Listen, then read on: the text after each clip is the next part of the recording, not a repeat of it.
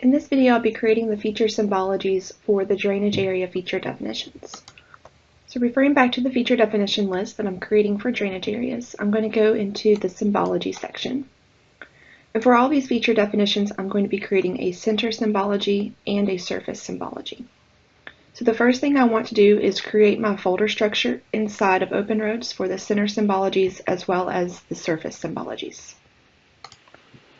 Now that I've created the folder structure for the linear feature symbologies, as well as the surface feature symbologies, I can start creating the symbologies inside of those folders. And I'll start with linear.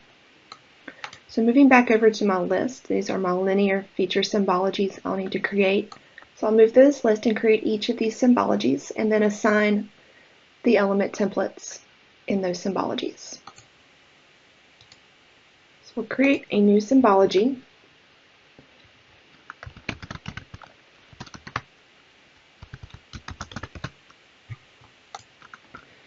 Linear is going to be for plan, so I am going to assign this just straight at the default level.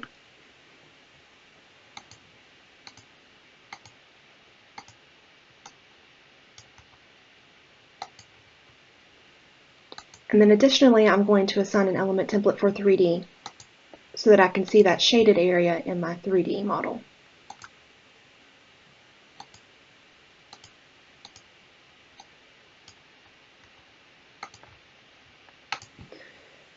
And now I'll copy this symbology out, and then I'll just change the element templates out to the corresponding symbology.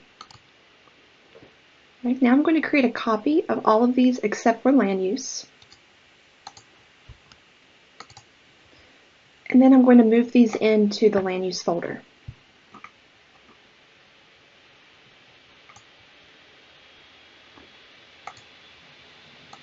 Now through here, I'm going to be using the details panel to make some quick edits.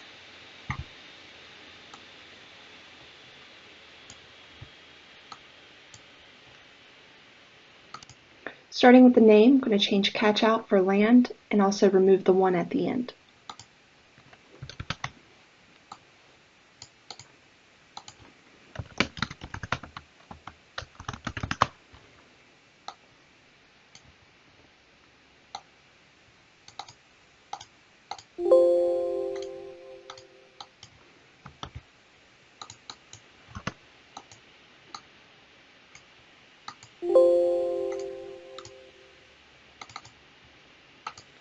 Next, I'm going to edit the element template path and replace catchments plan catch with land uses plan land.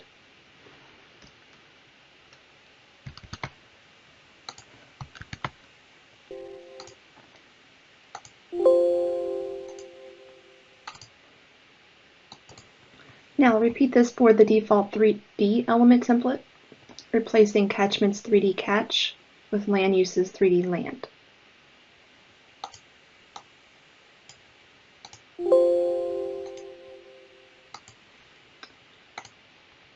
So that was a quick way to create the land uses from the catchments.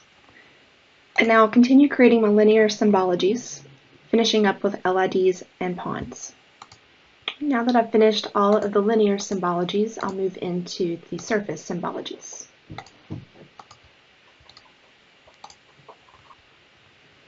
For the surface symbology, we're only going to set the default.